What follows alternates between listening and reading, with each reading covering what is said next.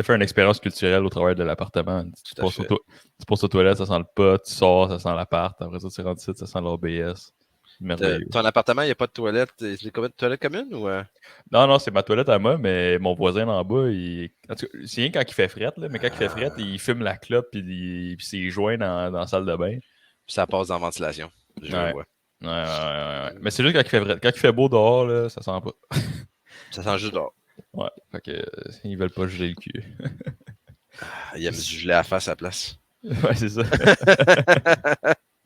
Ok, bonjour et bienvenue au Printed Podcast. Cette semaine, on a une couple de sujets assez intéressants. On va parler un peu de choses qui se sont passées à Formnext 2022. On est un peu en retard, mais j'ai vu la vidéo de CNC Kitchen. Je sais pas si tu l'avais vu, là.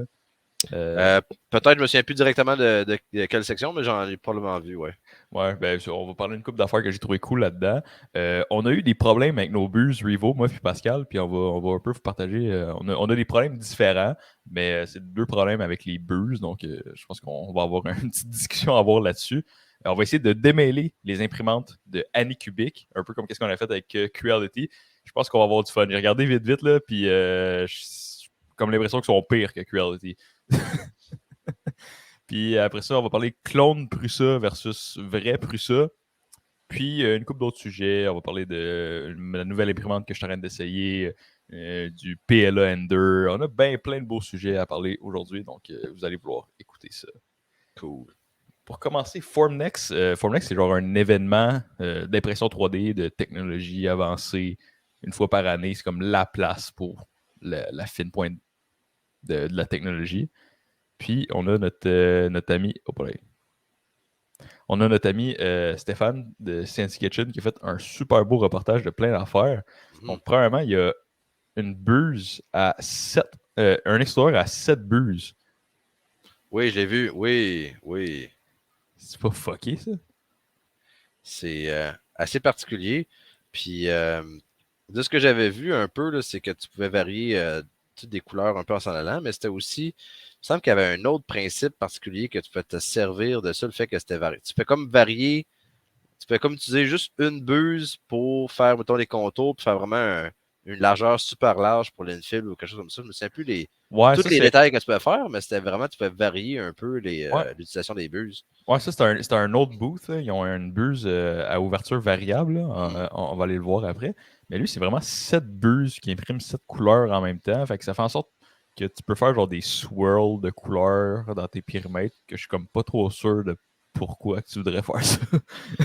Il y a quand même beaucoup de technologies des fois qui sont montrées dans les événements de même, que c'est un peu, c'est pas seulement quelque chose qui a une utilité maintenant, c'est un peu de déplacer les barrières actuelles, puis essayer de faire différent, puis voir un peu de toutes les utilités. Peut-être qu'il y a de quoi que, en ce moment, des fois, ils n'ont pas nécessairement une utilité spécifique pour ça, mais il y a d'autres, quelqu'un qui va faire, oh, moi, si j'ai ça, ça va changer ma business bien comme il faut. Ah, clairement, c'est clair. Puis la chose que je trouve cool avec ça, c'est quand ils montent ici au niveau de l'infill, vu que tu as comme 7 bus, de la façon que tes bus sont distancés avec le software, tu peux faire comme ton infill, mettons, genre en 3 coups. Fait que tu fais genre, tu as ton infill, après ça, tu fais ton périmètre. Fait que ça peut te donner du infill vraiment super rapide, là. Mhm. Fait que ça, c'est une fonctionnalité qui pourrait être cool. Puis aussi, qu'est-ce qu'il expliquait, c'est que vu que tu as 7 nozzles, tu peux, avec le software, essayer de décider quel nozzle que tu utilises pour faire du multicolore, genre. Est-ce que celui-là, y a-tu le nozzle, est-ce qu'il tourne ou bien il est fixe Ouais, dans ce cas-là? ouais, Il il y a est une rotation rotatif. possible? Ouais, OK. ouais. Fait que ça fait en sorte que ça, tu peux, puis là, ça demande une job de programmation de débile, là, mais Mhm. tu peux réussir à comme tourner ta tête pour t'assurer d'avoir certaines couleurs à certains endroits. Euh, Ça pourrait être intéressant d'avoir vraiment comme d'utiliser un peu, d'avoir un range de couleurs qui fait en sorte que tu peux comme mixer des tons. J'imagine que tu peux être assez proche que tu peux avoir un gradient de couleurs avec ça, là. Ça peut être assez intéressant, hein. ouais, probablement, parce que c'est ça justement qui montrait ici, là. Tu vois qu'il y a comme des gradients de couleurs qui se créent avec le jaune puis le vert. Ça, je pense que c'est naturellement à cause que la tête quand la tête est fixe puisqu'elle se tasse, Ouais, ben, dépendant de quelle orientation que tu es, ben, quelle couleur qui est à l'extérieur, ben, c'est elle qui va apparaître, là. ouais, c'est ça, exact, là. Fait que, ça c'était cool, mais un affaire que j'ai trouvé vraiment cool, puis t'en as parlé un peu c'est les buses voyons, ouverture variable. Mhm. Là, tu vois ici. Tu Un peu vois, dans ce mois. euh, la largeur de l'extrusion peut changer. Puis en plus de ça, en plus de ça, c'est une buse rectangulaire. Fait que Ouais. c'est encore plus fucké. C'est assez particulier. Puis dans ce cas-là, on le voit plus vers la fin de cette section de cette vidéo-là. Mais Mhm. au début, je me disais comment que justement tu peux avoir une buse carrée sans pouvoir tourner la buse. Mais justement, c'est ça qu'ils disent. Ouais, c'est Ils ça. viennent vraiment changer. Tu viens tout le temps être comme le carré est tout le temps dans la même direction que ton Ouais, déplacement, fait qu'il faut que tu tournes en même temps. Mais on peut voir, là, encore là, tu vois qu'il y a de la cochonnerie qui sort un peu sur le bord ouais, du ouais. mécanisme. Tout. C'est sûr que c'est peut-être à retravailler. C'est clair. Ce que j'ai vraiment trouvé drôle, c'est que dans leur concept, l'imprimante que là, c'est une Ender 5 Plus qu'ils ont modifié. Ouais, c'est ça, j'étais genre, on voit tout plein d'affaires full industrielles. Ouais. Ça a l'air d'un système full industriel, mais c'est sur un C'est un, châssis c'est un, d'Ender 5. ouais, c'est un Ender 5 Plus comme frame que je l'ai reconnu là-dessus. J'ai Ouais, trouvé ça assez ouais, drôle. Mais en même temps, c'est une plateforme. Ils ont besoin d'une plateforme ça fait la job pour pas bien cher pour eux autres. Là. ouais. Ouais. Eux autres, ce qui leur intéresse, c'est vraiment le développement de la tête. Fait qu'ils n'ont pas besoin de se casser la tête à développer un printer en plus. Hein. Non, ça c'est clair. Là. Puis tu sais, en même temps, ça leur donne de quoi comme réutilisable facilement. Tu sais, c'est un châssis qui est utilisé sur plusieurs imprimantes, là, ce style de Ouais, châssis-là. ouais. Fait que, non, ça, je trouve ça super cool. Fait qu'on a une buse variable. En fait, il y avait plusieurs buses variables. Il y a une autre technologie qui est beaucoup plus industrielle. Ouais. Eux autres, ils ont une buse variable, mais ils n'ont pas montré comment que la buse varie. Fait que ça doit être genre, ça doit être sous brevet, j'imagine. Mais c'est quelque chose qui est vraiment intéressant, je pense, comme concept là, de pouvoir varier justement pour que tes périmètres, un peu plus de détails. Quand tu viens avoir ton infill, tu peux l'avoir vraiment beaucoup plus large. Hein. Ouais, vraiment, là, Avec comme les printeurs on voit actuels, là. on peut déjà le faire avec. En fait, tu as une limite que tu peux faire, mais tu sais, ta buse 0.4, on n'est pas obligé d'imprimer à 0.4 $. Je peux Non, non. facilement avoir 0.6 en Mhm. largeur. Tu viens juste modifier dans ton slicer. Puis tu peux même aussi souvent combiner deux hauteurs de couches. C'est super intéressant quand que tu fais, mettons, des prints détaillés à 0.15, 0.1 mm de couche. Mhm. Tu peux à 0.15, tu peux facilement mettre à chaque coup. Fait que Ouais, tu ouais. viens beaucoup sauver sur ton temps d'impression quand tu as une pièce qui a pas mal d'infill. Ouais, vraiment. Puis ça, c'est la fonction Combine and Fill, je pense que ça Ouais, dans s'appelle. Precious Slicer, c'est comme ça qu'elle s'appelle, ouais. Si vous J'imagine voulez qu'il y a un nom savoir. Là. similaire dans Cura aussi, là, mais Ouais, ben Cura, ceux qui utilisent Cura, ils ne méritent pas d'écouter notre podcast. bon. Ben non, on vous aime quand même, même si vous aimez ça vous casser la tête. J'ai regardé Cura, j'ai essayé temporairement Cura pendant que ils ont sorti la Arachné comme Ouais, ouais, ouais. l'engine. Euh, j'ai essayé de voir, mais c'est vraiment fondamentalement différent de Slicer Slick 3R que Mhm. Precious Slicer est basé à la base. Je trouve que tout est un peu. Il faut vraiment que tu recherches ce que tu veux. Tout est un peu. Tu as une pile de paramètres pas Ouais, divisés. Puis il faut que ouais. tu devines ce que tu as besoin là-dedans. Là, je trouve que c'est un peu plus structuré avec Precious Slicer. Qu'est-ce que je trouve stupide de Cura, c'est que tes paramètres d'impression et tes paramètres de filament sont ensemble dans tes presets. Mm-hmm. Fait, faut que tu te fasses un preset de filament et de paramètres d'impression. Fait que tu te ramasses avec des duplicats incroyables. Ben oui. Fait que là, t'as qualité couche 0.2 PLA, qualité 0.2 Mhm. PETG, qualité 0.3 PLA, PETG. Fait que là, tu t'arrives avec comme une liste ça de longue de presets, tu te retrouves jamais. Là. Ça, c'est si tu n'as pas plus qu'un preset par type de PLA. Parce que C'est ça peut ça. arriver facilement que d'une marque à l'autre ou d'une sorte d'avoir, mettons, du PLA normal, du PLA silk, avoir Ouais, différents PLA, du PLA bois, ça n'a pas les mêmes. Tu as besoin de varier un peu les paramètres. Là, fait que, totalement. Fait que là, tu te ramasses avec une liste longue comme ton bras. Mais je comprends aussi que quand tu débutes, les débutants ne sont pas autant aussi creux que nous autres dans les paramètres. Fait que, ils ont peut-être juste un paramètre de PLA puis un paramètre d'impression qu'ils utilisent pour tout. C'est ça, je ouais, comprends je ça pense aussi. que on s'entend que souvent, quand si les compagnies, parce que souvent, mettons, Creality ou Anycubic, il me semble, ils fournissent une version custom de Cura pour le Cura, slicer ouais. avec. Puis si les profils sont quand même bien setupés, je pense pas qu'il y a nécessairement besoin d'avoir. Tu sais, tu vas avoir une variation, mais pour la plupart du monde, quand ils débutent, là, ils vont être vraiment juste comme Waouh, j'ai un bateau dans mes mains, tu sais. Ouais. Alors, c'est clair. Mais en même temps, là, tu mets ta qualité d'impression entre les mains de Creality. Je suis pas sûr que je les trust pour faire des presets qui sont bien calibrés, bien balancés.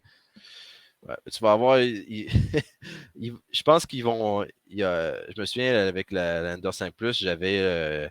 Je me souviens plus c'était quoi le modèle exactement. C'était le petit Pikachu, ouais.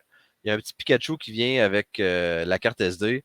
Tu vois Ok. clairement, c'est spécial parce que tu sais, ça imprime à 185 degrés Celsius. Puis genre, tu sais, c'est comme, tu vois que c'est fait pour que le petit filament cheap qui te fournit avec, ça printe pas si pire, mais Oh, ouais. je pense qu'il y a beaucoup de travail de la part des compagnies pour essayer de faire de quoi que ce soit facile d'impression.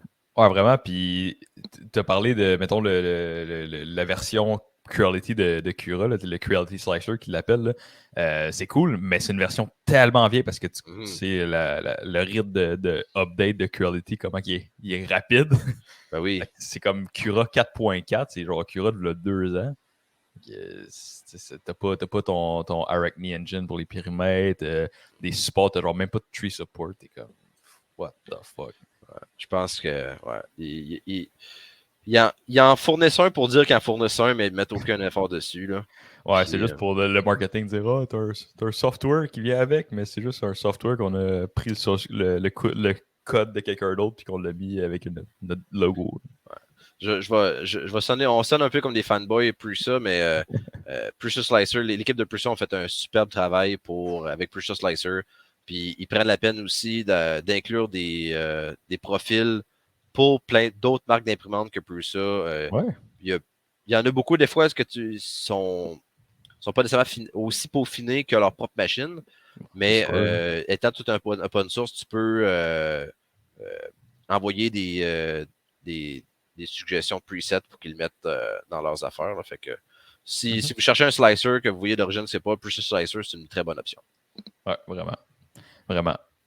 Pour ce qui est des buzz de Revo, j'aimerais ça que tu m'expliques un peu qu'est-ce qui est arrivé avec cette histoire-là. On a la belle photo, ta Ouais. buzz, elle a coulé. Je comprends pas Ben, comment. en fait, on s'est rendu au début, parce que ce que j'ai pensé, ça arrive très souvent, très souvent. Dans les premières batches de bus, ça arrive, c'est ce que le nozzle qui est là, c'est 3 sections en un. Ouais. On a la partie en bas qui est la buse elle-même. On a la partie qu'on voit comme en stainless Le entre les heat deux. break. Le heat break qui est là, puis on a la partie froide qui est tradée jusqu'en haut.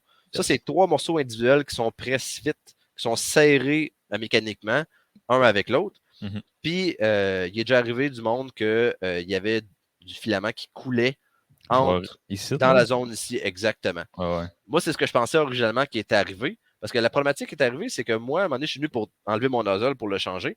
Puis, il ne voulait pas s'enlever. Ouais. Puis, en fait, ce qui s'est passé, c'est que j'ai contacté le support avec E3D, que j'ai quand même une très bonne réponse de leur part. J'ai pas eu de problème avec ça. Ils sont Euh, bons. j'ai rien à dire au niveau du sport là-dessus, mais ce qu'on voit, vu que le heat break est clean, ce qui semble être arrivé, il y aurait eu mettons, un print que fail, le filament aurait comme quelque chose qui a remonté un peu en haut, Mhm. puis il aurait coulé entre le heater core puis le nozzle. Fait Ah, ouais. que c'est vraiment assez particulier. C'est quelque chose que pas nécessairement Faut- pensé parce que j'ai pas Ouais. eu de blob of death ou quoi de même qui est apparu. Fait que j'ai pas nécessairement remarqué s'il y avait de quoi qui se passait en haut. Des fails, Puis, ça arrive une fois de temps en temps. ouais, ouais. Mais il faut croire que j'avais un peu de filament qui s'est ramassé en haut. Puis qu'il a comme coulé, fondu avec le temps. Là. Hmm. Et puis, ouais, puis tu vois que ça fait longtemps qu'il était là parce que ça l'a cramé. Ah, Là. il a Ça l'a chauffé solide. Puis ouais, ça l'a j'ai vraiment, caramélisé vraiment eu de solide. la misère. Même avec des pinces, j'ai eu de la misère à le dévisser là, de sa place. Puis t'es supposé de le faire avec tes mains. Là. Mhm. Fait que, ça a été assez particulier, mais c'est le seul problème vraiment que j'ai eu avec la buse Revo. Là, Mais finalement. tu le changeais-tu à cause juste de la maintenance préventive ou ça donnait vraiment un problème en tant que tel que tu essayais de régler? Ben, en fait, moi, en tant que tel, la raison que je suis allé avec le système Revo, c'est que je change quasiment à chaque print de buse de dimension de buse et non de dire qu'elle n'est pas bonne, parce qu'au prix à 30$ la buse, tu ne peux pas le changer à chaque print. Mais ça arrive très souvent que moi, je vais prendre la buse qui est optimale pour le design, pour le niveau de qualité et rapidité que je veux. Fait que c'était un cas que j'avais ce buse-là, il fallait que je mette une 0.4 à la place ou une 0.8, je me souviens plus c'était quoi j'avais besoin. Puis quand je suis venu pour l'enlever, justement, il ne voulait pas enlever. Là, je pensais qu'il était vraiment serré dans le thread jusqu'en haut. Mais je me suis rendu compte qu'après un bout, j'ai vu qu'il y avait de la saleté, des cochonneries, puis c'était vraiment ça s'était comme collé, brûlé entre le core qui chauffe la buse puis la buse elle-même. Ah, c'est spécial, ça. Ouais. Vraiment spécial. Moi aussi, j'ai un problème à essayer d'enlever une buse Revo. Donc, je suis arrivé, le petit Voron avec toutes les couleurs dépareillées. Puis là, tu vois, l'extrusion est dégueulasse. Puis là, je me demandais, l'extrudeur cognait. Fait que j'étais comme, bon, on doit avoir une tête d'impression bloquée, tu sais, comme standard. Fait que je m'en vais, j'essaie de rentrer l'aiguille dedans. L'aiguille rentre pas pantoute dedans. OK, bizarre. Là, je me dis, on va essayer de l'enlever. Fait que j'enlève le filament, je laisse refroidir. J'essaie de le dévisser. Là, je dévisse comme un tour. Puis là, à la fin du tour, ça devient fucking tight. Puis après ça, une fois que ça passe, là, je suis capable de le dévisser un tour. Puis là, à la fin de ce tour-là, ça redevient fucking tight. Puis je suis comme, qu'est-ce qui se passe? Puis là, dévisse. À un moment donné, il a fallu que je pogne des pinces parce que c'était juste trop, trop dur. Puis check ça, la buse qui est sortie de là, toi. Wow! Wow! Elle a quand même vraiment croché. Hein? Oh, complètement croché. Complètement croché. Ça a dû faire badang certain quand que. Mais tu penses-tu que crasher, c'est-tu le print lui-même qui aurait fait ça ou tu penses que. Ouais, je pense que ça l'a crashé pas mal. Je sais qu'on a eu des problèmes avec le Z-Offset, c'est Voron. Fait que, puis un moment donné, le Z-Offset, je sais pas pourquoi, quand je l'avais calibré, mais il n'avait pas resté dans les configurations. Il ne fallait pas enregistrer. Fait que quand que. Ça, c'est assez particulier avec Clipper, en fait. Là. Clipper, ouais. Quand tu changes ton offset, il faut que tu l'enregistres. Ouais. Puis pour l'enregistrer, il faut comme qu'il enregistre puis qu'il redémarre. Là. Fait qu'il ne garde pas, il n'y a pas comme même temps avec une pre-shot, si tu le modifies ou quand même, il le garde automatiquement en mémoire. Mais l'autre, il faut que tu y forces, puisque si tu ne l'enregistres pas avant de redémarrer, ben, il va avoir oublié cet offset-là. Fait que probablement, je ne sais pas si tu avais vu ce tablet, mais on dirait que la buse aurait vraiment, la tête aurait craché sur le bed.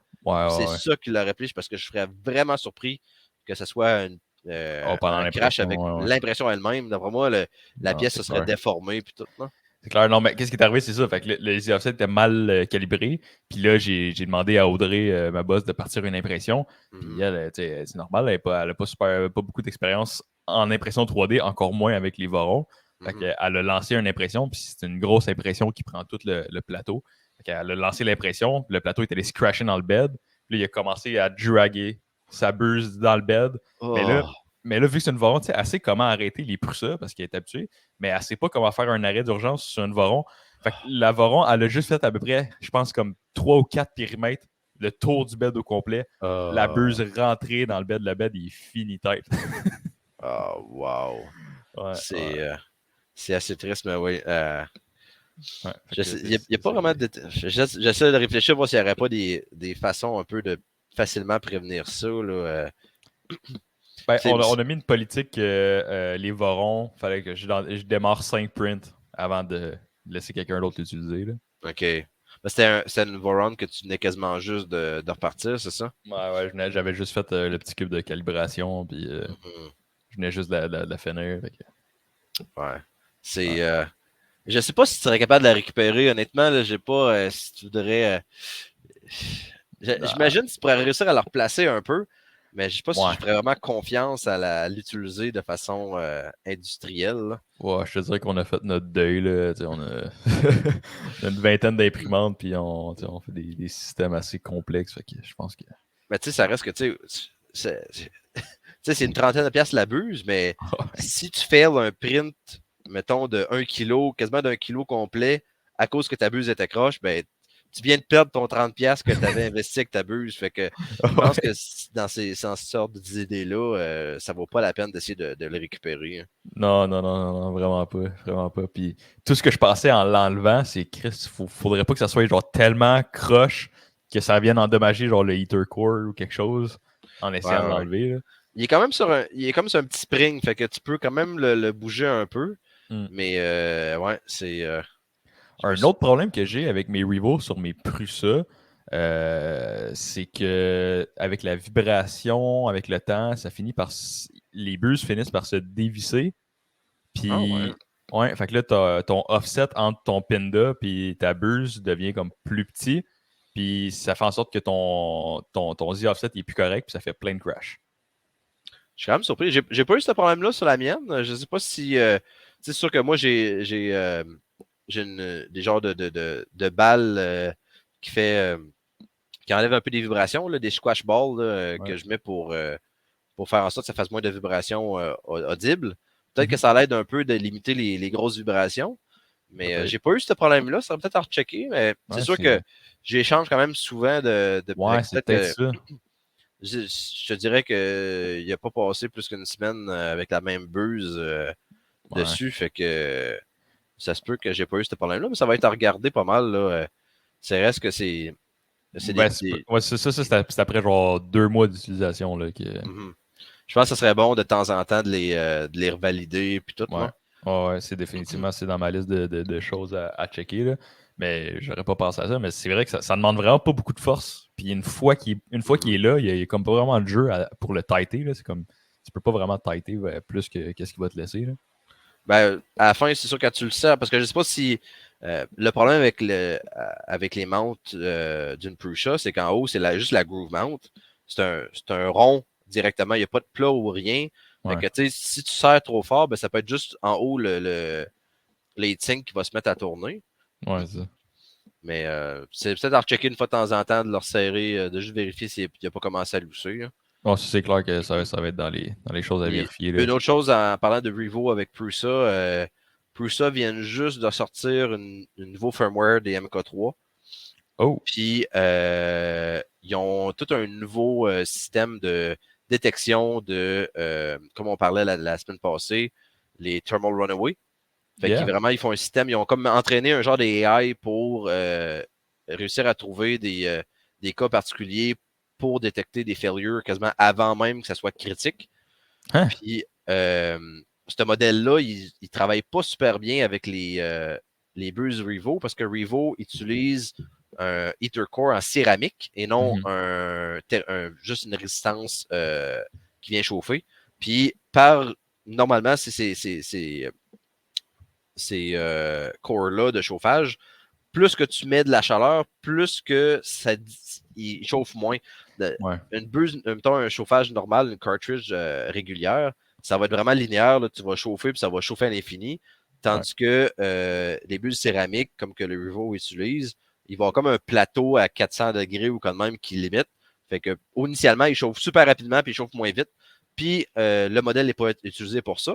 Mais si quelqu'un a une Prusa avec les buses Revo, il y a une place dans le changelog du build du firmware que tu peux aller envoyer comme ta config, puis ils veulent avoir du data des utilisateurs avec des Revo pour pouvoir entraîner leur modèle pour permettre de bien détecter sur ces types de chauffage-là aussi.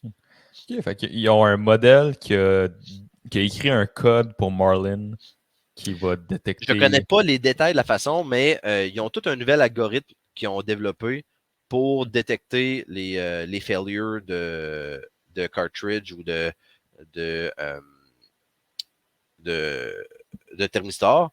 Puis c'est beaucoup plus sensible que c'était. Puis si vous changez, vous avez le setup normal, puis vous venez mettre ce firmware-là, puis vous voyez qu'il vient triguer, ben, faites pas juste remettre l'ancien firmware disant il marche pas.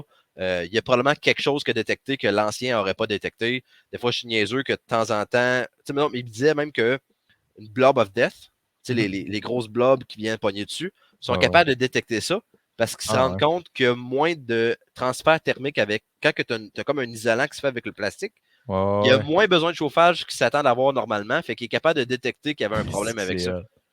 Fait Est-ce que c'est que hot? c'est vraiment intéressant ce qu'ils font avec ça. Aïe, aïe.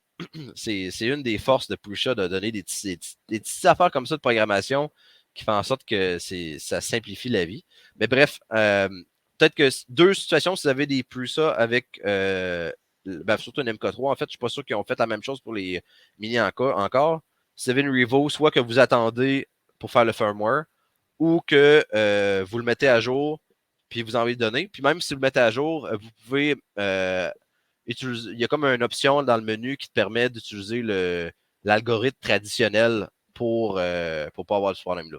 Ah, Fait que, c'est cool. juste Ça. une parenthèse en même temps avec. On parlait de Breeze Revo Une super bonne parenthèse. Je savais les même pas qu'il Prusa. avait sorti ça. Je Ouais. savais même pas qu'il avait sorti ça. Ben, je savais qu'il a sorti un nouveau firmware parce qu'il me dit, il arrête pas de m'achaler, là. À chaque fois que je pars un print, il y a un nouveau firmware. Je suis comme, ouais, mais lui, il marche. c'est une chose qui est très valable en même temps. Là, s'il fonctionne, pourquoi tu updates? Mais des fois, tu en profites de faire une maintenance ou quoi de même, mais ça reste que. Il y a tout un risque qu'il y ait une différence quand tu updates ton firmware ou quoi de même. Là, mais, Non, c'est clair. Mais là, avec ça, avec ce que tu viens de me dire. Mais c'est parce que ce qui me fait chier avec les Prusa, c'est que pour updater le firmware, il faut que tu te connectes avec ton fil USB, avec l'ordi. Tu peux pas juste mettre le firmware sur la carte SD puis laisser les bootloaders s'en occuper. Dans le cas d'une MK3, oui. Les Prusa Mini, c'est une clé USB que tu mets dedans puis il fait lui-même. Ouais, parce qu'il y a un 32 bits là, dedans. Mais... Ouais, l'autre, faut que tu fasses USB avec Pronter Face. Ouais, ça me gosse un peu. Ah non, Ben, tu peux y aller le faire. avec direct avec Prusa Slicer. Ouais, c'est vrai, à cette heure, tu peux le faire avec Prusa Slicer aussi. Hein. J'avais comme oublié. Ouais. Fait que c'est un peu moins gossant que ça l'était, que ça l'a déjà été, mais il faut quand même que je prenne mon laptop et que j'arrive avec le petit câble USB. Ça se fait, là. Mais... En plus, j'en ai un long. Si t'en as qu'une, c'est pas trop pire, mais je sais pas quand même n'avait des Prusa, mais si tu en avais pas mal, là. Ouais, là, on est à 7. Bon. C'est encore manageable, mais ça reste que faut que tu fasses le tour des 7 au complet. Là. Ouais, c'est sûr. Je compare ça avec les configurations Clipper, que tu peux juste faire un changement direct dans la config. Là. C'est comme, Mais avec Prusa Connect, leur plateforme un peu de management de printer, je serais pas surpris que très très bientôt, même s'il le fait peut-être déjà, que tu puisses pousser ton firmware avec la plateforme. Mais je suis pas sûr, je prends pas mes mots pour du cash pour ça, là, mais je pense que bientôt, ça va être de quoi qui va être possible à faire. Ça avance-tu bien, ça, pour ce connect? J'ai pas suivi ça du tout. Écoute, moi, mon imprimante, elle fonctionne dessus d'un peu un bout avec ça. Je m'en sers beaucoup pour envoyer mon print à distance parce qu'avec c'est un petit Raspberry Pi 02W, fait que les wireless. Puis ça permet d'avoir, à partir de Prusa, d'envoyer directement le print au printer sans avoir besoin de la carte SD. Puis tu peux faire aussi ce qui est le fun, c'est que tu peux avoir un queue de plusieurs prints. Puis tu dis, OK, j'en fais telle affaire. Puis là, après ça, ben, il est fini, mais tu peux mettre le prochain. Fait que tu peux comme préparer un peu ton management. Puis quand tu en as plusieurs aussi, tu peux les regrouper, mettons, dire plusieurs printers ensemble pour faire la même chose. Puis comme avoir le genre de rotation ou quoi de même. Là. Ouais, c'est clair. T'es-tu au courant si je pourrais prendre genre un Raspberry Pi 4 puis en mettre genre 6 dessus? À ma connaissance, c'est un par printer actuellement. C'est toujours ça qui m'a gossé. Je suis comme, un Raspberry Pi 4, là, c'est puissant en masse. Là, juste pour envoyer des G-codes puis dire imprime ça. Là. Ouais. Je pense que, mettons, si dans l'évolution, parce que la Prusa Mini va bientôt supposer être compatible avec ça. Puis elle, on n'a pas besoin de Raspberry Pi parce qu'il communique directement built-in avec le board. Ouais. Fait que le besoin, le code est tellement lightweight pour leur Prusa Link qui sert à faire la passerelle avec Prusa Connect que tu n'as pas besoin d'avoir vraiment de code super puissant. Puis le Pi 02, ben, il fit directement dans le case en arrière. Fait que c'est quand même une bonne solution. Mais comme toutes les Raspberry Pi, ben, c'est vraiment difficile d'en avoir. Ouais, c'est clair. Ben écoute, il y a des bons clones qui s'en viennent, mais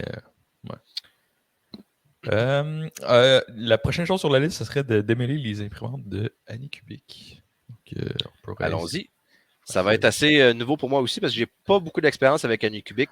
J'ai déjà regardé, à un moment donné, je regardais peut-être pour une Cobra Max ou quoi de même. Mais, la Max est intéressante. Je dirais que la Max, c'est la seule que je trouve intéressante de la gang, strictement pour sa grosseur par rapport au prix. Mais là, c'est ça. Un peu comme Creality, on a plusieurs différentes séries. On a Cobra, Mega, Viper, Chiron. Je te dirais que Cobra, c'est à peu près l'équivalent de Ender, si tu veux. OK. Puis Mega, ce serait l'équivalent, mettons, de CR. OK. Et Viper, je comprends juste pas c'est quoi. Genre, ce serait l'équivalent genre, de la série S1, j'imagine. Parce que Viper, il y en aurait juste une, dans le fond, c'est ça?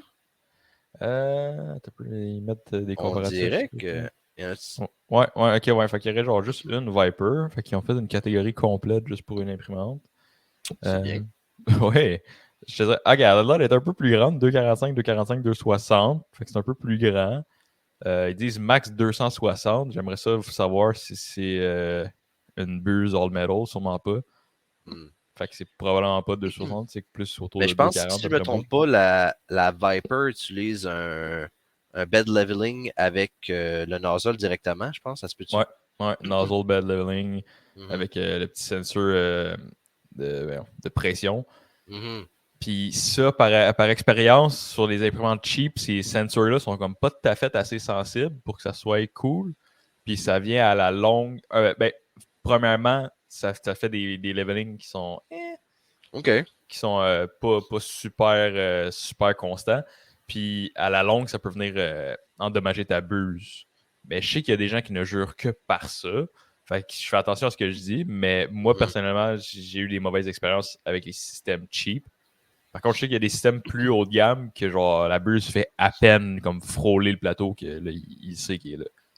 Mais le gros problème, puis ça en a avec la Voron aussi, qui utilise le nozzle pour prober le Z switch Mhm. initial, il faut vraiment que ta buse soit super propre parce que si jamais il y a un peu de filament sur le bout, ça Ouais. vient complètement changer ton offset, là. Ah ouais, vraiment. Fait que c'est une chose que, par défaut ou quand même, je sais pas comment que.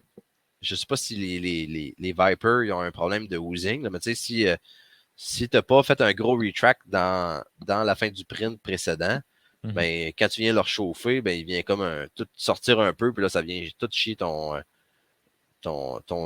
Z, puis en plus que tu viens mettre des petits blobs partout sur le print, là.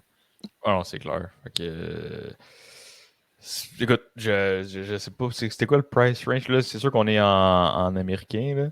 Mhm. Avec 320 américains, c'est quand même assez cher là. Ça va être un 425 quand 420, même. Ouais. 425, 425, 400, t'es dans le territoire N23 de Neo là. Mhm. Fait que, tu sais, mais t'as à peu près des trucs similaires, je te dirais. On a un extrudeur dual drive que je vois pas vraiment l'intérêt sur un système Bowden de même, genre avoir un extrudeur comme dual drive plus puissant. Je vois pas l'intérêt. Là. Bah, en même temps, moi, j'ai eu des expériences un peu qu'avec juste quand tu as juste un des côtés qui vient pousser, ben, si jamais il y a une petite résistance, il va plus facilement gruger le filament que. Ben, en fait, mon problème, c'est pas le temps un dual gear ou une gear, c'est d'avoir une gear qui est plate seulement, d'avoir la gear plate avec des dents tout le tour, que tu Hmm. viens juste comme pogner la tangente du filament, puis tu t'espères que ça va avancer. Ça, Ouais. c'est un problème. S'il y avait une gear avec un peu une forme Ouais. arrondie pour pogner comme la demi-circonférence du filament, je suis pas sûr que ce serait vraiment nécessaire avec ce genre d'imprimante-là, mais en même temps, tu sais, c'est tellement pas cher, eux autres, que de le mettre dessus, puis ça fait du marketing de plus à mettre sa liste, là. Ouais, vraiment, absolument. Une chose qui me gosse avec tous ces designs de tête de pression-là, c'est que ton ventilateur qui refroidit ta tête de pression, puis il pousse ton air vers une backplate qui est pleine. Mhm. Comment stupide que c'est ça?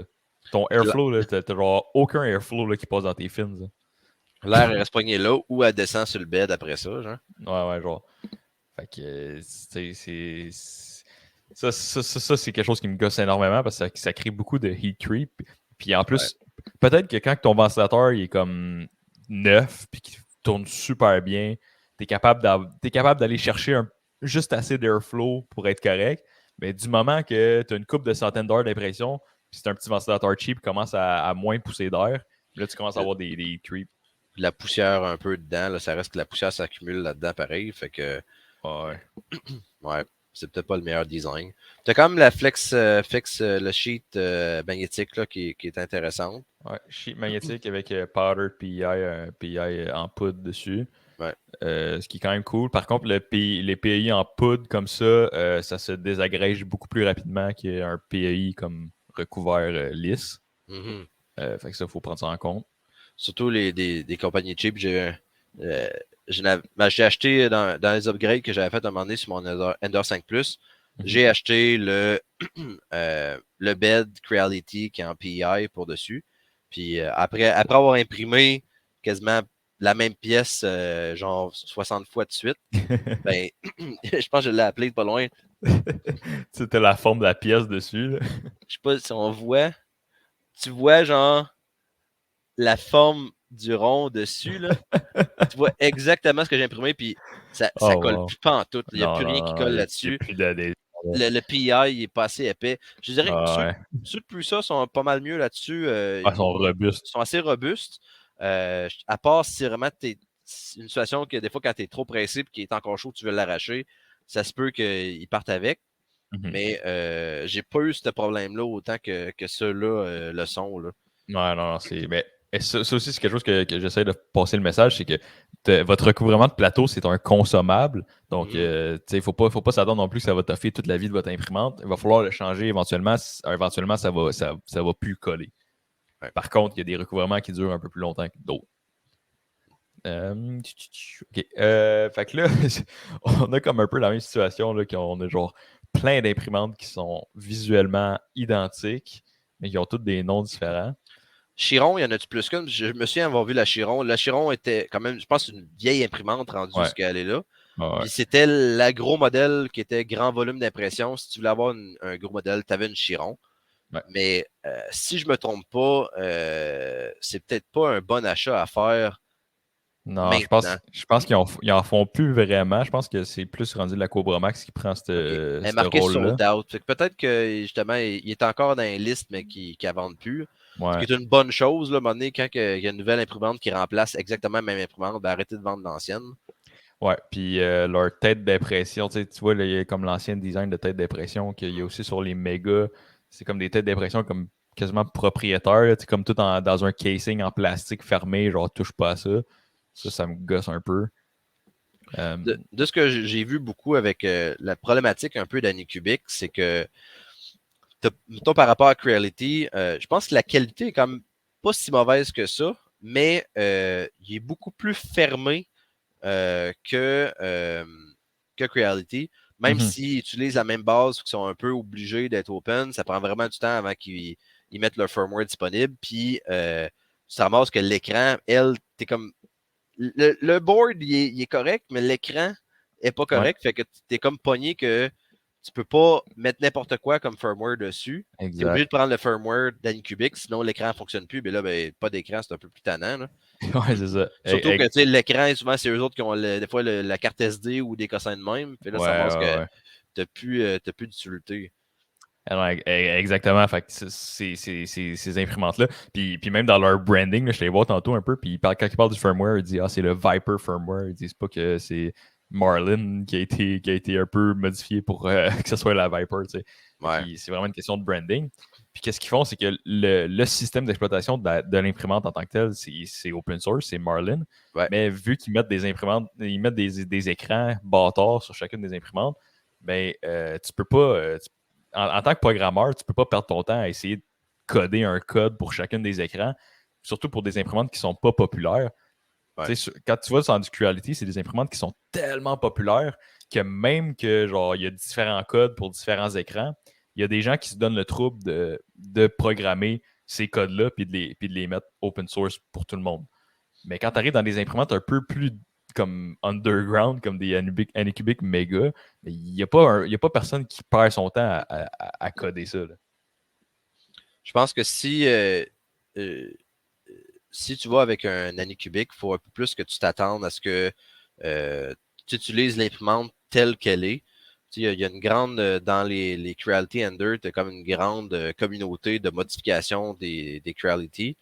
Tandis que je pense qu'à Anycubic, un peu, si faut vraiment tu regardes quelle est la performance de l'imprimante telle qu'elle est, est-ce qu'elle te convient? Oui, sinon, ben regarde autre chose parce que tu n'auras pas nécessairement autant de support pour les modifications dessus. Mhm. Non, clairement. Puis moi, à la base, les imprimantes laser, etc., tout en un, ça me gosse. Là. Je trouve ça C'est quoi tellement plate. le main de la série Mega? Je vois que honnêtement, la série Mega, je la connaissais pas plus qu'il faut. c'est quoi le gros différentiel de cette série-là? C'est encore quelque chose qui est existant ou bien c'est quoi qui est. L'extrudeur est à droite. Oh wow, c'est. Je sais pas, honnêtement, ça a été quoi c'était quoi le trip? Je sais pas si. Parce que, il me semble qu'il y a à vendre encore. Là, j'ai entendu pas mal de monde parler qui achetait des mégas, puis je trouve ça gossant. En tout cas, moi personnellement, j'ai déjà gossé sur des mégas, puis c'est aucunement le fun à travailler. C'est vraiment pas le fun à travailler comme imprimante. Je sais pas c'est quoi exactement. En fait, la grosse affaire, puis là, je sais pas avec les plus vieilles, le Mega 0, Mega SE, je pense pas qu'ils font ça encore, là, mais la grosse affaire, c'est que tu as un frame en métal plié avec des rods linéaires. OK. Ah, C'est la grosse affaire. C'est ouais. qui est quand même correct, là, c'est quand même cool. Ouais. J'ai personnellement une haine envers les V-Wheels, fait que c'est quand même intéressant comme alternative. Mais encore là, si le reste de l'imprimante n'est pas yob, même s'il y a des rails linéaires, ben des rods, avec des bearings, c'est peut-être pas nécessairement ce qu'il y a de mieux.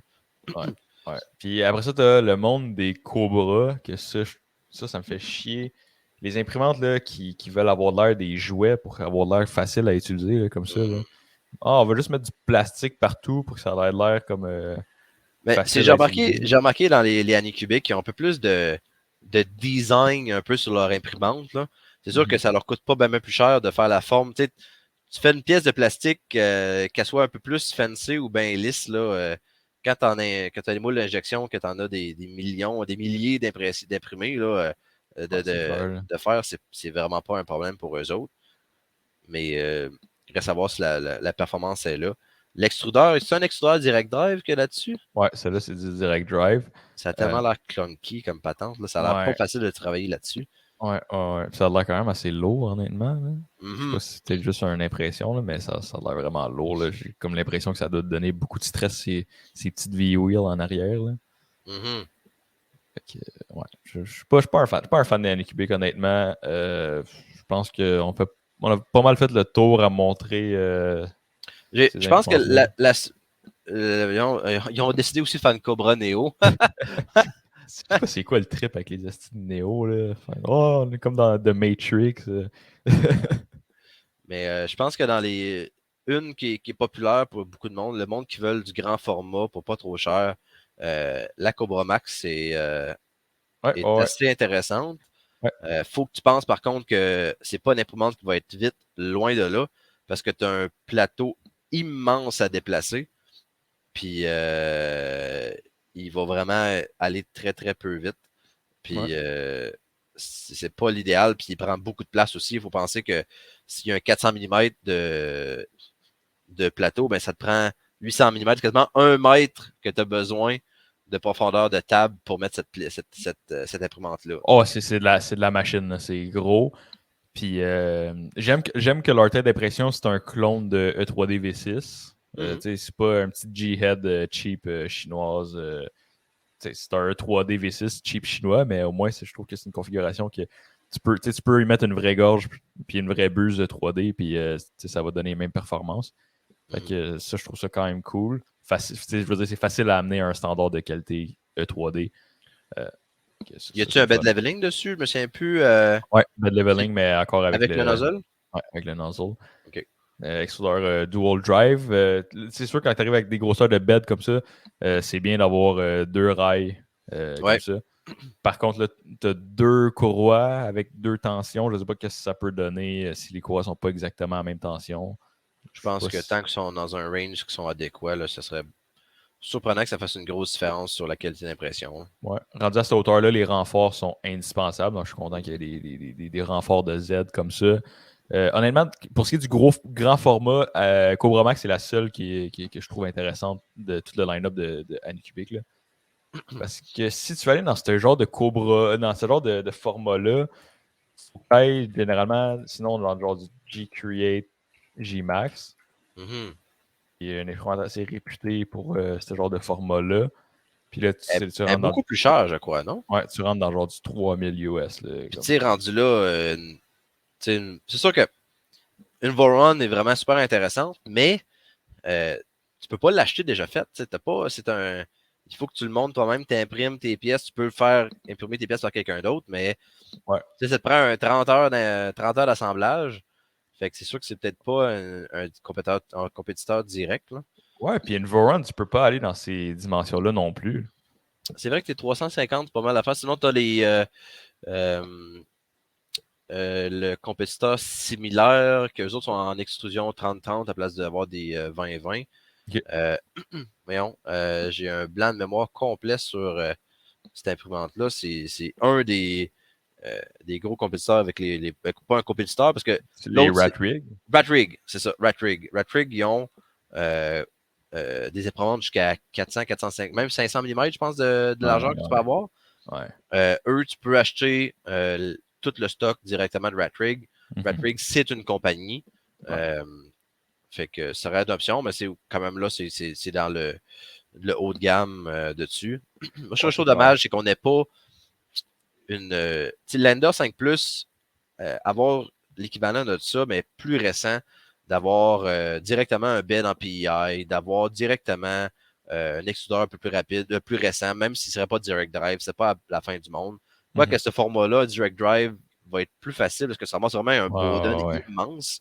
Tu te ramasses avec un Bowden d'un mètre, là, c'est Je genre pense, trop de rétraction, là, c'est impossible. je pense que C'est ça serait impossible. quelque chose qui serait quand même intéressant parce que la grosseur physique est beaucoup moins immense qu'un bed slinger, puis tu n'as pas la grosse masse à déplacer. Je Ouais, pense que ouais. s'il ferait de quoi, je peux pas la recommander dans l'état actuel. Là, le firmware, il n'y a Ah, pas de linear advanced. Tu es vraiment tellement limité. Là, puis ouais, ouais, ouais, non, c'est c'est, clair. je trouve ça dommage parce que tu n'as pas dans l'abordable. Ça reste que attends-toi de payer quand même proche de 1000$ dans une imprimante dans ces formats-là. Ah, ça, c'est Euh, sûr. C'est Il n'y sûr. en a pas d'imprimantes à 300$ dans ces grosseurs-là, Non, puis tu t'en je ne sors voudrais pas. pas en avoir une anyway. Non. Mais il y a rien, de super intéressant dans ces formats-là, malheureusement, dans ces prix-là. Non, non, c'est ça. Puis après ça, tu t'en vas dans le plus industriel quand tu rentres dans des formats plus grands. Ouais. Puis ça devient rapidement comme over budget, là. Mais, yeah, mais c'est vraiment le fun. Il y a beaucoup de fun à avoir avec une Cobra Max, honnêtement. J'en ai jamais eu, mais j'ai déjà eu accès à une Cobra Max par la bande de quelqu'un d'autre. Mhm. Puis on a fait des beaux projets, là, des projets de comme 4 kg de filament qui prend 6 jours à imprimer. Comme, ça fait des belles affaires. Ça fait des belles affaires. Il y a du fun en masse à avoir avec cette imprimante-là. Je pense qu'il faut juste pas te pressé à Non, imprimer avec ça. non, non, non, t'imprimes vraiment pas vite là, avec ça. Là. Puis si tout ce que tu veux imprimer, là, c'est des petites pièces de rien, là, achète pas une Cobra Max. Là, Non, non, non, c'est c'est ça. vraiment pas une imprimante. Faut que tu aies un besoin Ouais. grand format. Puis je pense que je suis pas convaincu que je la recommanderais à qui que ce soit comme première imprimante. Euh, Ah, je pense que tu sais, commence dans le plus petit. Au pire, si tu veux la changer, vends-la, rachète d'autres choses ou garde-la comme une deuxième imprimante. Mais je pense que quand tu fais des gros prints comme ça coûte cher. Un fail coûte très très cher. Fait que, ouais. Ouais, puis c'est une imprimante pour la cour des grands. Là, moi, je recommande toujours à commencer avec une petite Ender, pas trop cher. Si tu pognes la piqûre, tu vas en vouloir plus. C'est comme ça que ça fonctionne. Là. Fait que, si t'as pas la piqûre avec un Ender ou avec une petite imprimante, t'auras pas eu plus de fun avec une grosse. Là. all right. So, les clones de Prusa versus les Prusa, est-ce que tu connais un peu le sujet des clones? Ou... Je sais que tu peux acheter des clones directement. Vraiment, parce que on va s'entendre, la plupart des imprimantes actuelles, c'est passé un genre de clone de Prusa ou du Mendel qui a évolué. Mais c'est vraiment Mhm. des imprimantes qui sont différentes. Ils ont le même système de motion similaire, mais vraiment différentes. Mais Ouais, tu peux avoir un clone 100% identique sur AliExpress, des choses comme ça. exact. Du FaceTech, je me souviens plus de l'autre compagnie qui le font Ouais. aussi. Ouais. Puis la chose, c'est que tu montes ton imprimante, puis tu viens mettre le firmware de Prusa dedans, puis il ne voit que du feu, puis tu as une imprimante Prusa pour moins cher. Entre guillemets. Une des gros points positifs de tout ça, ça va être non, voyons, la qualité. La Contrôle problématique qualité. qu'on a, le contrôle qualité que tu as dessus, à l'achat, elle va être moins chère, mais est-ce qu'elle va être moins chère à long terme? C'est une bonne question. Je l'ai considéré un moment donné à regarder. Je trouvais que la différence de prix était pas assez alléchante pour avoir le risque de qualité un peu. Parce que, Surtout commercialement, comme nous. Là. ouais, c'est ça, parce que, tu sais, à un moment donné, l'imprimante, il faut qu'elle vire. Si c'est une imprimante qui ne fonctionne pas, ben, ça peut te causer des problèmes. Tu peux perdre des contrats parce que tu avais prévu de faire de quoi, puis finalement, tes imprimantes ont tout chier. Ah, Euh, Tu sais, des fois, les problèmes qualité, je pense que même Prusa, eux autres, même, ils ont eu des misères au début. Les rails, les rods avec les bearings, c'est important d'avoir de quoi de qualité qui va durer longtemps. Prusa utilise maintenant juste du Misumi. mhm. Fait que t'as vraiment, c'est sûr que t'as un tiers de qualité qui est qui est plus haut que juste les pièces eux-mêmes. C'est pas une Prusa, c'est plus qu'un bomb dans une boîte. C'est qu'un build of material. C'est pas juste un paquet de pièces qui est monté. Il y a tout le R&D qui va avec. Là. Ouais, puis c'est comme tout est assez. Tu reçois ta Prusa, puis tu reçois une petite feuille avec les tests qui ont été faits. Tu vois, ta tête d'impression, elle a été testée, ton bed a été testé. Tout a été testé pour être sûr que tout fonctionne, puis tout va bien. Je connais pas d'autres. Je connais pas d'autres imprimantes dans ce range-là, de compagnies qui font ça. Même quand tu achetais, je sais pas s'ils le font encore, quand tu achètes une imprimante, une Prusa déjà montée, Euh, la Prusa venait avec le Benchy sur le bed. C'est pas un Benchy, je pense que c'était juste un logo Prusa, mais il avait Ouais. testé l'imprimante, était certifié qu'elle fonctionnait à l'arrivée de la boîte. Fait que ça, c'est Ouais. une chose que tu peux pas avoir avec un clone ou avec d'autres compagnies. Tu as un peu une, euh, une tranquillité d'esprit qui vient avec l'imprimante. Là. Ouais, non, clairement, là, comme si tu regardes petit clone, là, c'est du FireSec, là. Mhm. FireSec. Tech, je pense que ça se FireSec. dit. Ok, ouais. Fait que c'est ça. Tu vois, comme ça a de l'air. On s'entend, là, c'est pareil, là, ça y ressemble en maudit. Là. Puis c'est arrivé souvent sur le serveur Discord que des gens qui disent Hey, Prusa, il y a une Prusa à 300$ sur Marketplace, je devrais-tu l'acheter? Puis là, je check, je suis comme, ah, buddy, c'est pas une Prusa, c'est un clone. Mais Une façon facile d'exploiter, là, l'extrudeur, il n'est pas marqué pour ça dessus. Il y a juste un code, un marquage générique. Là. Il y avait une photo l'extrudeur, close-up un peu, là, le moteur de l'extrudeur. Là. ouais, Il y avait une le photo close-up. Celle-là, ouais, juste avant à gauche, ouais, ah, celle-là. ok, ça, on le voit mieux. Puis l'original, il va être marqué original plus shop tout dessus. Là. Fait LDO, que ouais. j'en ai vu beaucoup là, des clones à vendre sur Marketplace. Marketplace. Puis ici aussi, tu vas avoir un engraveur Prusa Ouais, dans le frame. ouais. Euh, Puis, un autre affaire aussi, que ça, c'est clairement pas Un Octua, ouais. un Noctua. Puis, y a-t-il une palle de pété sur leur photo de display? C'est dur à dire, ça serait pas étonnant, mais Ouais, c'est clair que c'est pas du Noctua, fait que ça va être bien plus bruyant au niveau, tu sais, les différences directes, je te dirais, ça va être pas mal plus bruyant comme machine, très probablement, au niveau des ventilateurs. Euh, mhm. Sur puis le reste, c'est vraiment un clone un pour un. Là. Puis je trouve ça un peu, tu sais, le fait que c'est open source, c'est techniquement légal, ils ont le droit de le faire, mais je trouve ça un peu cheap shot de faire dans ce style-là. De dire, tu sais, le but d'un open source, un peu, c'est de prendre de quoi, puis le modifier pour tes besoins, puis avoir de quoi de nouveau qui en ouais, ressort. Puis ouais, un que je trouve qui est super intéressant, si jamais tu veux un genre style Prusa, mais tu n'as pas le budget d'un Prusa, la Sovol SVO6 qui est oh, sortie, oui, qui est oui, oui, oui. qui est clairement qui est un clone Prusa, mais qui ont fait vraiment, tu sais, ils ont mis des trucs injection de plastique ou quoi de même. Tu n'as Mhm. pas le firmware de Prusa qui va avec, mais tu as quand même des rails linéaires, des rods bearing comme ça. Puis je pense que ça peut être une option qui est assez intéressante si tu vas avoir une mini print farm pas trop chère. Là, Ouais, je pense que ça ouais, va ouais. être des imprimantes qui est super intéressante. Non, la Savol est vraiment super intéressante. Pour le Ben, prix, puis le prix, ah, honnêtement, ouais. je pense qu'il revient à peu près le même prix qu'un clone plus ça directement. Ah, ouais, direct, là, ouais. Puis de ce que j'ai vu, le monde était assez content de cette imprimante-là. Mhm.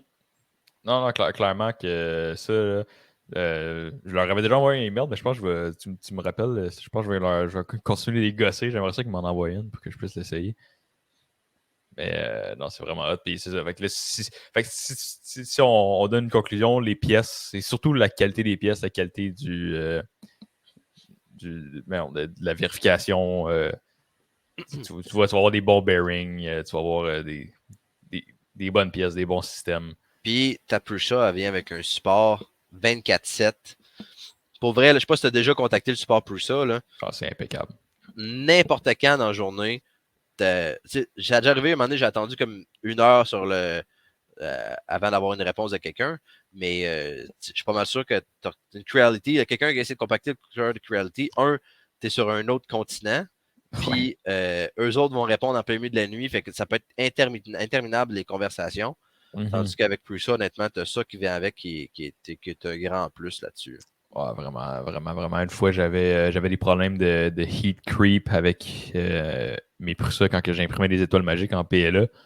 Puis finalement, l'extrudeur devenait super chaud. Mm-hmm. Fait que, ils m'ont dit si tu vas dans tel menu, tu pèses longtemps sur la bobine. Là, tu pèses 4 fois sa bobine, tu rentres dans un menu secret.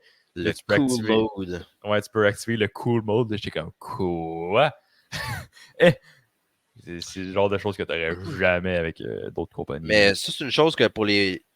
Ça, je l'ai vécu, m'en est la transition. Il y a. Parce que le coup. Dans le fond, ce qu'ils ont fait, c'est qu'ils ont augmenté le courant du moteur d'extrudeur pour éviter d'avoir des extrudeurs qui cliquent facilement quand tu avais, mettons, des petits prints détaillés ou des affaires. Il y a certains paramètres qui le mettaient en place. Puis c'est un update du slicer qui l'envoyait dedans. Okay. Fait que si jamais tu as des problèmes de heat creep aussi, l'option, le cool mode ou e-cool, je ne sais plus comment il l'appelait exactement. C'est un mode qui fait en sorte qu'il roule plus froid un peu. Mm-hmm. Mais tu peux aussi, dans ton slicer, dans ton Start G-Code, tu peux changer un peu le courant du moteur directement dans le slicer. Il envoie un code M, quelque chose, je ne sais plus c'est quoi. Ouais. Puis, moi, à ce j'ai ça que j'ai fait. J'ai pas de besoin d'avoir le moteur plus chaud. Mm-hmm. Puis, j'aime quasiment mieux qu'il clique, qu'il vienne grinder le filament anyway. Fait que si jamais j'aurais un vrai clog. Ouais, Fait clairement. que j'ai réduit dans mes profils, j'ai réduit le courant du moteur, puis j'ai plus de problème de heat creep. J'avais j'avais un ventilateur, un heatsink, à un moment donné, j'avais plein d'affaires pour essayer de refroidir. Ouais, c'est sûr que tu m'avais montré ça, là, que tu avais mis un ventilateur sur ton extrudeur. Puis le problème était encore pire. Avant, j'utilisais beaucoup avec la tente. J'avais la tente de Creality. Ouais. Que des fois, avant d'avoir mon overrun, quand j'avais des matériaux de l'ABS, juste comme ça, j'utilisais dans ça. Puis l'extrudeur devenait tellement brûlant parce qu'il n'y avait pas d'air froid pour le refroidir. C'était vraiment difficile à manager avec ça. Fait que, ouais, c'est un petit truc. Mais tu sais, j'aurais jamais su ce truc-là si j'avais pas contacté le support. Là, c'est vraiment très, très bon support. Donc, je recommande fortement d'acheter la vraie chose. Quoique, de plus en plus, ça devient très difficile de dire acheter une Prusa MK3 comme imprimante. Ce sont de très bonnes imprimantes, mais le gap avec les autres imprimantes qui reviennent, avec le prix, c'est de plus en plus difficile à justifier. Ouais. Je pense qu'à partir du moment qu'on va avoir une MK4 ou quoi de même, je pense que ça va redevenir intéressant. Mais il y a vraiment. Honnêtement, j'avais pas de misère à recommander d'aller pour une Prusa jusqu'à temps que j'essaye la N23 S1. Quand j'ai essayé la S1, je fais oh, ok, attends, tu peux avoir ça pour 500$. Fait que là, pour le prix d'une Prusa, tu peux avoir 2 S1. Le comparatif, il se fait pas. Là. C'est à moins que tu sois dans une situation commerciale où tu as besoin de absolument que l'imprimante soit le plus fiable que possible. Il y a encore sa place, mais. La seule place en ce moment qui est encore justement valide, c'est quelqu'un qui en a besoin, un semi-commercial, c'est pas industriel, je dirais plus commercial qu'industriel. Le monde qui a besoin d'imprimante, que le plus important, c'est que tu fais un print, puis qu'à la fin, il y a un print qui sort, puis qui t'en fasse dans 1 an, 2, 3 ans, à print encore. C'est encore une très bonne imprimante pour ça. Mais elle s'en vient de plus en plus. Elle fait tellement son âge, là, c'est assez flagrant. Non, c'est clair. C'est clair. Mais tu sais, en même temps, si tu fais le calcul, avec 4 imprimantes, tu peux rouler une business qui fait 100 000 par année comme relativement facilement. C'est capable de leur trouver des contrats pour qu'ils roulent tout le temps. Avec 4 imprimantes, t'es capable de trouver un business dans ce coin-là. Je te dirais Ça que se rentabilise quand même. Là. 4, c'est peut-être un peu limité parce que faut que tu prévois un peu de ta vente. Ça dépend de je trouve ça limité un peu. Moi, mon chiffre magique dans ma tête que j'avais, là, c'est d'avoir dire que je pourrais, parce qu'actuellement, je fais ça en temps partiel. Là, j'ai 3 imprimantes qui roulent actuellement. J'ai ma push Excel que d'ici 4 ans, elle devrait arriver. Ouais. Mais je dirais que moi, mon chiffre magique, là, c'est 10 imprimantes qui virent 24/7. Va faire semi 24/7, mettons que tu dis que tu as des contrats pour l'alimenter. Ouais. Je pense qu'à partir du moment-là, je pourrais dire, OK, ça, c'est une business temps plein qui y va, un 10, mais en bas de ça, je pense que ça devient difficile à moins d'avoir vraiment d'avoir des bons contrats avec des business qui sont intéressants. Mais je pense que si tu en as plusieurs en même temps, le problème des fois qui peut arriver, c'est que si jamais tu n'as pas beaucoup d'imprimantes, ben, le temps avant de livrer, des fois, tu as une commande qui est quand même assez grosse, ben, tu ne peux pas nécessairement livrer dans un délai qui est raisonnable pour certains business. Fait que c'est plus difficile un peu à justifier. Des fois, tu es peut-être mieux d'avoir un peu plus d'imprimantes puis qu'elles soient idle de temps en temps que dire que j'en ai 3 mais qu'elle est à côté tout le temps. Ouais, c'est ça. Puis là, tu arrives dans la situation de OK, j'achète-tu 4 Prusa ou 8 S1? Mm-hmm. Puis c'est là que ça devient comme dur à justifier de dire je vais prendre 4 Prusa. Parce que si tu as 4 imprimantes, tu en as vraiment 2. Sont... Avec par expérience, tu vas en avoir tout le temps 2 qui vont rouler. Tu en as une qui va briser, l'autre qui va donner des problèmes de qualité. Puis... C'est un peu plus limité avec les Prusa de ça, mais je pense que ça te prendrait tout le temps. Je pense que c'est important d'avoir tout le temps au moins une imprimante qui soit idle, prêt à faire un autre print. Que si jamais tu as un fail constant, tu as une imprimante qui a fait tout le temps des fails constants, mais tu peux switcher directement avec l'autre. Tu as un contrat urgent qui arrive, ben, tu peux y aller sans avoir de problème. Mais je pense qu'au moins une de plus que ton besoin actuel. Pour l'entreprise, on s'entend que non, c'est peut-être pas justifiable pour un individu chez eux. Mais ouais. T'aimerais-tu ça faire ça temps plein à un moment donné ou tu veux mon juste but. garder ça sur le side? C'est mon but éventuellement de grossir puis d'avoir ça temps plein. Puis j'aimerais avoir pas nécessairement juste impression 3D, d'avoir peut-être d'autres manufacturing. Fab Lab, là. Fab Lab, mais pas que le monde peut venir chez nous puis faire des affaires, mais un peu avoir pour le prototypage, d'avoir d'autres outils, d'avoir peut-être du CNC milling un peu, des fois dans du plastique, du métal, de l'aluminium ou d'affaires la même. Peut-être des coupes plasma, c'est plus difficile un peu à justifier, mais c'est d'avoir un peu d'ensemble de capacités diverses. Là. C'est quelque chose que j'ai un but de venir à temps plein avec ça. Mais j'y vais vraiment à la bootstrap qu'on appelle que j'utilise mes fonds personnels, puis je réinvestis, puis je grossis tranquillement. Fait que ça peut prendre peut-être 5 ans, 7 ans avant que ça soit vraiment le cas. Mais c'est un but de faire PG3D, que ce soit vraiment une business à temps plein. Wow, c'est cool. Fait que, on a dévié pas mal de nos sujets. Fait que je pense qu'on va aller direct vers ce que j'avais en fin de podcast, puis on repassera sur des sujets dans le prochain podcast, au pire des cas. Je suis en train d'essayer le PLA Plus de Ender. Donc, il y a un petit PLA Plus gris. Puis honnêtement, ça s'imprime super bien. J'ai été vraiment surpris par la qualité du filament de Creality. Fait que c'est Creality ont lancé une ligne de filament officielle. Ouais. Tu l'achètes où, Amazon, ou c'est comme les autres? Ou Cartouche Escon. OK. C'est eux qui m'ont donné une coupe de bobines. Là. Ils m'ont donné du Rainbow, qui est un super beau Rainbow. Les couleurs changent souvent, ça s'imprime vraiment bien. Des fois, avec le Rainbow, on a des petits problèmes d'adhésion de couche. J'ai pas eu ça Okay. avec ce Rainbow-là. Ça s'est vraiment super bien imprimé. Là, je suis en train d'essayer le PLA+, qui serait supposé avoir des propriétés similaires au PETG, mais en s'imprimant comme du PLA. Fait que là, j'ai imprimé... je sais pas mon écran. Fait que ça, c'est au niveau du unboxing. Ce qui est un peu fucké, c'est que tu as un design avec des multicolores pour un PLA gris. Ça, je trouve ça un peu mélangeant. Quand j'avais ma pile de filaments chez nous, j'avais comme, mettons, 32 bobines. Ouais. J'étais comme, ça, c'est mon rainbow, je le pogne. Je suis comme, non, c'est du gris, c'est pas du rainbow, ça. Ça, je trouve ça un peu mélangeant. Mais sinon, niveau vacuum, on voit que pas la meilleure affaire, mais en même temps, du PLA, on s'en sac un peu. C'est pas mal moins pire. Là. Ouais, c'est ça. Fait que, tu sais, quand même bien embobiné. Bobine en plastique, par contre. Et j'aime les fenêtres, où on peut voir clairement combien de filaments il nous reste. Tu sais, des fois, on a des bobines qui sont complètement fermées, puis c'est comme dur de savoir combien de filaments qui te restent. Ils ont-tu bien une échelle graduée dessus ou pas pantoute? Non, il n'y a Je pas de pense que graduation. c'est un effort supplémentaire que si tu as déjà le cut-out, avoir l'estimé de longueur ou de gramme, mettons, du filament, là, ça peut être quand même assez intéressant à avoir pour pas besoin de peser ton filament puis tout. Là. Ouais, vraiment le fun. Puis on a 2 emplacements rangés de filaments. C'est mieux que d'en avoir juste une. Mais en même temps, tu arrives ici, puis là, si t'es à peine, s'il te manque un peu de place, mais là, il faut que tu te déroules un demi-tour complet, puis il te reste bien du filament. J'aime bien le 3. 4, je trouve que c'est pas nécessaire, mais 3 emplacements, je trouve que c'est comme le sweet spot. Mais ça, au niveau de la bobine, l'embobinage, c'est pas mal ça. Ouais, puis même sur la bobine, on a le multicolore qui est comme. C'est tout le texte a l'air gravé dessus ou c'est juste que tu as un sticker en arrière pour la couleur? Ou ouais, c'est un sticker. C'est tout un sticker. Fait que t'as ton M2 PLA+, puis là, t'as un estimé de 190 à 230 qui est genre une fenêtre incroyablement large.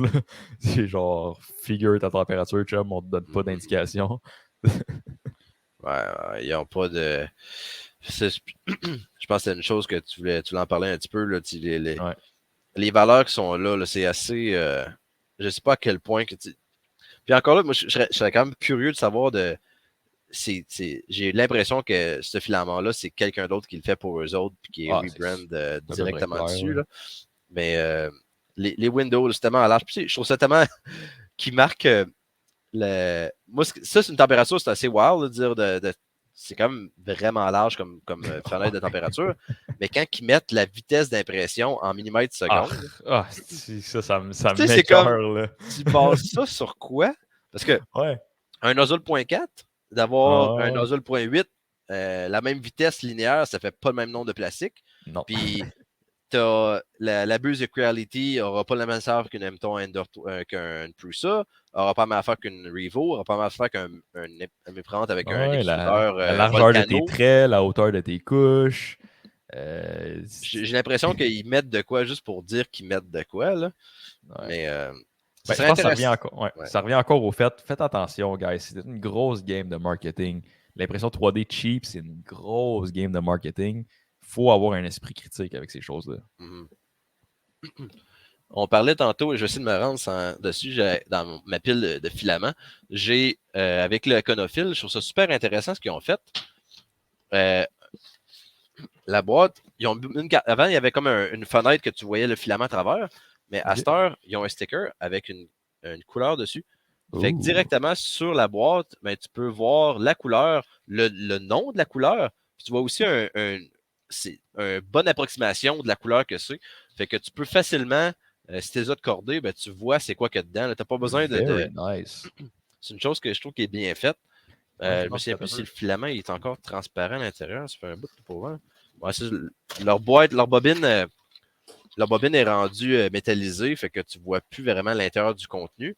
Mais au moins, parce qu'avant, elle était transparente, fait que il y avait une petite fenêtre que tu voyais à travers dans le carton, que tu voyais la couleur du filament. Mais à cette heure, vu qu'elle est métallisée, on va mettre un sticker avec la couleur, puis je trouve ça superbe. C'est vraiment pratique pour savoir les couleurs que tu as disponibles. Ouais, ben, un autre que je trouve vraiment cool, le matériau 3D, filament québécois, qui est fait chez Vauxhall. Eux autres ici, ils font le genre de version de ça. Ils mettent un sticker orange, puis je trouve cool, je trouve ça drôle, c'est Montreal Roadworks orange. Ils mettent un petit cône de Montréal. Avec le cône, nice. Ça, ou sinon, qu'est-ce que j'aime bien avec Polymaker, c'est qu'ils mettent vraiment une photo du filament dessus. Fait que ça aussi, c'est cool. Bonne option aussi, ouais. Non, c'est vraiment cool. Okay. Je pense qu'ils ont besoin, honnêtement, je pense pas qu'ils vont nous écouter. Là. Ils vont faire leur tête anyway. Là. Ça leur coûte pas mal moins cher d'avoir des boîtes toutes pareilles. Là. C'est clair. Puis honnêtement, je connais le cost que ça coûte, ces bobines-là. Puis tu compares ça au cost de Polymaker, puis c'est comme 2 fois moins cher. C'est cave comment que ils vendent vraiment pas ça vraiment pas cher là, aux vendeurs. Fait que, si vous êtes des revendeurs de filaments, checkez le filament Ender, ça vaut la peine. Les marges de profit sont quand même assez pas pires. Là. Mais ouais, non, c'est ça. Puis au niveau de l'impression, c'est un PLA+. Fait que j'étais un peu plus en confiance pour faire une pièce. Je veux faire des pièces utiles un peu, là, pas juste des Ouais. figurines. Puis là, je viens d'adopter 2 chats. Fait que C'est bien. faut que je nettoie la litière. Puis j'étais allé voir là, les cuillères à litière, c'est genre 15$ pour une petite crise de cuillère. Tu vas ramasser dans la marde. J'ai dit fuck off. J'ai trouvé ce super modèle sur Thingiverse. C'est une drôle d'orientation que j'ai utilisée pour l'imprimer, mais écoute, ça a fonctionné. On a une belle impression. Par exemple, le overhang ici, mais c'est avec l'éclairage aussi un peu, là, mais c'est On quand même. voit pas ta photo. Je sais pas si tu montrais quelque chose, là, mais on voit pas si tu montrais quoi. Ah! Ouais. Ah, c'est mieux! Ouais, c'est ça que je disais. Fait que ça, c'est Nice. le petit modèle que j'ai trouvé sur Thingiverse. Que je disais que c'était une drôle d'orientation parce qu'on a comme un genre un angle assez prononcé ici. Mm-hmm. Par contre, on voit qu'en dessous, ça n'a pas fait un résultat parfait, mais c'est sûr aussi que l'éclairage n'aide pas. Là. Ouais. Mais je trouve ça le fun, le monde qui fait des designs, qui a l'impression en tête, là, de faire de quoi que. Parce que clairement, elle a été designée pour être imprimée. Hein. Ouais. Fait que c'est vraiment intéressant d'utiliser. Oui, c'est peut-être limite dans l'overhang dessus, mais ça reste qu'il a été fait pour que ça soit facilement imprimable sans avoir de support ou quoi que ce soit. Là. Non, c'est exactement. Puis au niveau de la fonctionnalité, ça va très bien. Là, fait que, Ça ramasse la marde. ramasse la marde, c'est ça qu'on veut. Moi, j'ai fait un print cette semaine. Je me suis gâté un peu. J'avais le goût d'imprimer du ASA un peu. Fait que OK. j'ai imprimé ce morceau-là. Ça, c'est du ASA de Polymaker. Vraiment, c'est imprimé sur la Voron. La qualité d'impression est vraiment magnifique. Puis une petite démonstration de ce que ça sert. J'ai vu ça sur printables.com. Puis ce que ça sert, c'est pour mettre tes lunettes sur le bord de ta commode le soir. C'est donc bien hot. Fait que tu as un petit cadre avec des lunettes, puis tu peux mettre tes clés dans le pot qui est ici aussi pour le soir. Fait que C'est donc bien je l'ai cool. vu, honnêtement, je l'ai vu. J'avais déjà du ASA de loader dans Voron. J'ai fait, bon, on va faire ça à ASA. Ça a l'air. Oh, wow. Oh, wow. J'adore. J'adore les Puis, modèles pratiques comme ça qui ouais. sont cool. Là. Puis, Ça a super bien il imprimé. est quand même bien imprimé. C'est J'ai eu un clean. petit peu de support. Il y a un peu d'overhang qui s'est fait dessus. On voit pas bien, mais ça reste que En dessous, c'est quand même un superbe modèle. Là, T'as trouvé ça où sur Printables? Printables.com, ouais. Ah, Il y avait nice. ça. Ils ont fait un concours récemment. Ce qui est le fun, il y a beaucoup de concours que vraiment. tu vois dessus, des catégories. Puis il y avait des concours justement pour faire tenir des lunettes sur le bord des tables. Là. OK. Puis c'était des participants qu'il y avait. Là, puis j'ai décidé de l'imprimer. Ah, vraiment hot. Vraiment hot. Je pense que c'est quelque chose que je vais essayer de faire comme à chaque semaine, de montrer comme le thing of the week. Là. Ouais, l'impression de la semaine. Ouais, l'impression de la français. semaine. Je trouve ça cool. Je pense qu'on a un bon épisode cette semaine. J'ai eu beaucoup de fun à faire ça avec toi. Donc, si les gens veulent te rejoindre. Comme d'habitude, soit TikTok, PG3D, Pascal Godin. J'ai ma page Facebook avec mon site web pg-3d.com. Puis des emails info@pg-3d.com. Si vous avez des projets à faire imprimer, je suis disponible. Yes. Moi, de mon bord, si vous voulez acheter une imprimante 3D, faites ça chez cartouchescompte.com avec le code FISH en majuscule. Vous allez avoir 1 kg de PLA. Moi, je vais avoir une petite commission avec. C'est le meilleur des mondes, win-win. Si vous voulez aussi débuter l'impression 3D, j'ai un cours complet sur les bases fondamentales de l'impression 3D à l'académie3d.com. J'ai lancé ça en fait semaine passée. On est rendu à 20 étudiants déjà. Puis honnêtement, que des commentaires positifs. Donc, c'est vraiment la façon ultime de bien débuter l'impression 3D selon moi. Sinon, mes réseaux sociaux, Vincent Reed sur YouTube, Vincent Reed sur TikTok. Puis le podcast, il est sur Spotify. Il n'est pas encore sur Apple, mais ça s'en vient. Excellent. All right. Bonne journée. Là. Salut. À la prochaine.